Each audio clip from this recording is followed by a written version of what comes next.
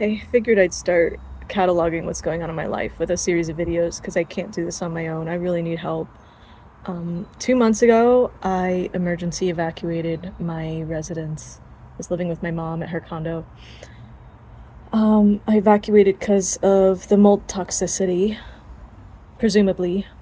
You know, it was something environmental. And I had observed mold on the windowsill more than a year prior, and I was having all kinds of strange health issues that I couldn't find an explanation for. And so mold is the most obvious explanation. There was one night where I suddenly could not sleep at all, and I had to basically I had to leave.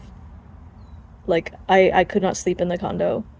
I went outside and I was ready to just fall asleep in the grass, which was really scary because anyone could walk by and do anything to me. It wasn't like a private yard. And I reached out to friends in a frenzy, and I found someone who let me come and nap in his bed, and I think he might have saved my life. I thought I was having a heart attack. I was having heart palpitations, sweating, tremors. I really felt like I was dying. But I called an ambulance. They took my vitals, and everything was fairly normal. I think my oxygen was a little bit deprived, or my CO2 might have been elevated or something. So they said it was probably just anxiety. I'm not so sure about that, but I think that the prolonged mold exposure and, just the accumulated stress in my body had definitely had an effect. But from there, I've been basically bouncing from place to place, staying with friends where I can. And I've tried a few rentals. I ended up moving down to Eugene for a little bit because I thought if I'm gonna get my own place, I could live someplace that I like better than Portland. And the place I moved into was recently remodeled, and my body felt great there, except for when they put in a new closet door and it was off-gassing VOCs. So when I complained about that, that was when the landlord decided that I had too many needs and she did not want me to live there. So she gave me 4 days notice to move out. I also had a medical emergency, right after I arrived in Eugene. And so it's been one thing after another, and I haven't been able to get true restfulness.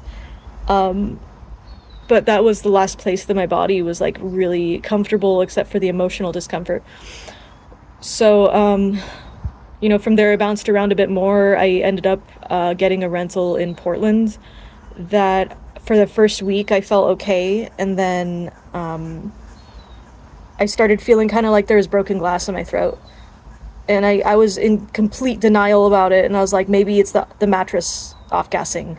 Maybe it's because I went swimming and I got chlorine in my nose, or, I had all these ideas. But at the end of the day, something environmental was going on, and I had to evacuate again. And it was actually even worse than the condo this time. I was having full body tremors, and sleep deprivation is a whole beast in itself. But when you're having palpitations and tremors, it's not just being sleep deprived. It feels like you're being killed. And if you haven't experienced it, I don't know how to describe it. But my dad has been like, hey, just take a Benadryl and go back to sleep. You need sleep. And I'm like, you don't understand. It's like going to sleep in the middle of a fist fight. That's the worst thing that I could do right now. My body is under siege. So, from there, I've stayed at Airbnbs. I've gone camping. My mom, God bless her, she's been paying for so much to help me get on my feet and not be homeless. But she also doesn't really fully believe me. I would not be choosing to go through this and have these reactions and live this way if it was a choice. And anyone who's been through it will tell you, people think you're crazy. They think you're faking. That's just how it plays out. That's very common. It's hard to wrap your mind around something environmental that can damage you and kill you when you can't even really see what it is. So that's two places I've had to emergency evacuate. There was a third one. I ended up I was moved in with a friend who had a brand new apartment. and I was her guest, and there was a possibility to add me to the lease on that one. But I guess because it was so brand new and the floors were cement, that there must have been VOCs off gassing. Either that, or maybe my mattress or some of her belongings might have brought some mold in. So that was another situation where I had to emergency evacuate, because I woke up after like 2 hours of sleep, like, oh shit, my body is not sleeping, is not resting. It's my heart is racing. So, out of all the places I've stayed, the only one that's felt okay to my body has been the one that was like recently remodeled in Eugene. And I don't know what to do with that. It's such a crapshoot. And this third one I had to evacuate, like, I paid $800 for the month for this room. And we had changed the rental agreement to be like 10 days notice instead of 30 days notice. But I didn't realize I was going to be financially liable for anything beyond the 10 days. I thought that I'd get my money refunded. I probably would have put in my notice sooner if I had realized. So there's really big consequences to failure. There's a lot of money that can be lost. And the rates of failure are also really high. I live in the Pacific Northwest, and there is a lot of mold here. And so I'm not really sure where to go from here. I've just been like trying to camp outside in friends' yards, and I'm getting really shitty sleep because Portland is not a really nice place to camp. And the nearest campgrounds are 45 minutes out of the city, so that's not really like feasible either. I guess I'm just wondering if I should try to camp outdoors for the summer, or if I should keep trying to find rooms. I keep asking people questions about like mold, and it really puts off some of the landlords. Like, I had one who I just asked one question too many, and she told me it wouldn't be a fit. And so I figure I should stop asking about mold and just look for rentals that are going to have flexible terms. And maybe have like a backyard that I can camp in if things get toxic inside.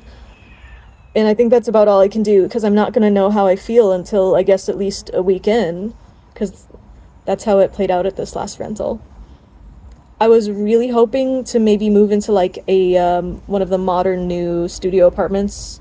There's a lot of those like downtown, but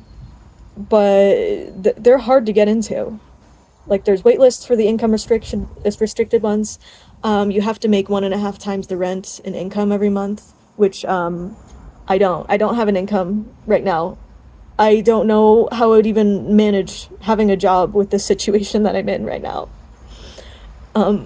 I've just been living by other people's graces, and my mom's been willing to co-sign for me, which has been a huge leg up, because I saw a very real possibility to become homeless, and it scared the shit out of me. I kept thinking I was dying or gonna die, and I realized all the pain and suffering in the world is real, and I just saw it everywhere around me.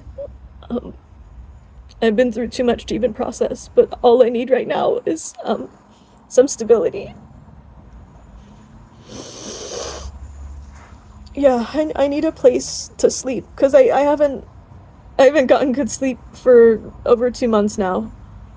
And it's been just destroying me, and I have to keep on picking myself up to go from place to place and keep looking and keep trying.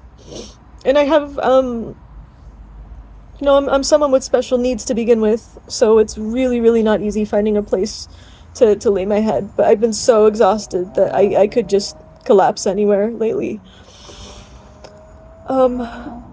So yeah, I'm not sure where to go from here. And the other thing about the apartments is most of them have lease terms. Like, the minimum they'll do is 3 months, but mostly they want to have you stay there for 12 months, which would derail my vision to go traveling.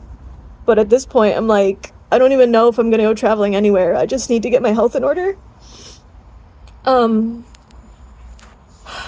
So I've accepted that. I'm accepting that. But to get into a lease right off the bat is really scary, because what if I end up having symptoms again, and then it ends up costing even more money than this rental did? And there's definitely not going to be a yard that I can camp in. So I don't know what to do. And if you've watched me this far, thank you. Thanks for listening to my story. Um, yeah, there's a lot to share there, and I hope to keep sharing and just see what kind of support and opportunities show up. Because I am not the first person to go through this, and I'm far from the last person to go through it. Um, yeah, let me know your thoughts. Bye.